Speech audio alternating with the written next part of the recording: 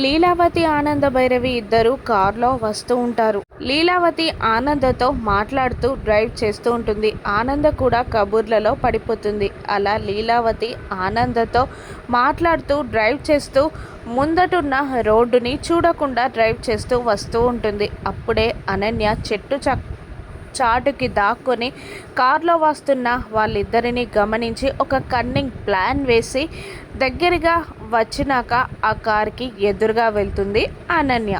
అనన్యని చూడని లీలావతి అప్పటికే sudden brake వేయడంతో ఆ కారు అనన్యకి తగలడం, అనన్య అమ్మా అని అరుచుకుంటూ కింద పడిపోవడం, అనన్య తలకి దెబ్బ తగలడం, రక్తం కారడం అన్నీ జరిగిపోతాయి. తన కారు కింద ఎవరో పడారని లీలావతి ఆనంద షాక్ అయి కిందికి దిగుతారు. ఆనంద ఎవరని చూడగా అనన్య. అనన్య అని గట్టిగా అరుస్తుంది ఆనంద.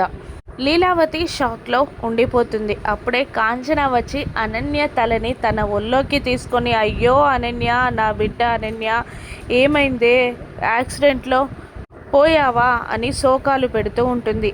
చుట్టూ మనుషులు గుమిగూడుతారు.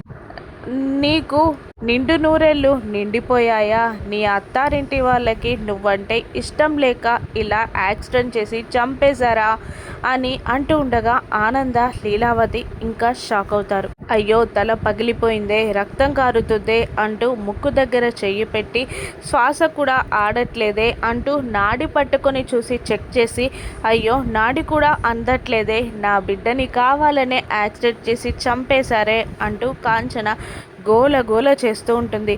చుట్టూ గుమిగూడిన ప్రజలని ఆనంద కాస్త భయంగా చూస్తూ ఉంటుంది. ఈ యాక్సిడెంట్ని అడ్డు పెట్టుకొని మళ్ళీ అనన్య ఆనంద ఇంట్లోకి చేరుతుందా?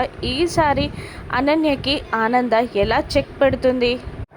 షాక్లో ఉన్న లీలావతి ఏం చేస్తుంది? పోలీసులు ఎవరినైనా అరెస్ట్ చేస్తారా? రానున్న ఎపిసోడ్స్లో చూద్దాం. Thank you for watching.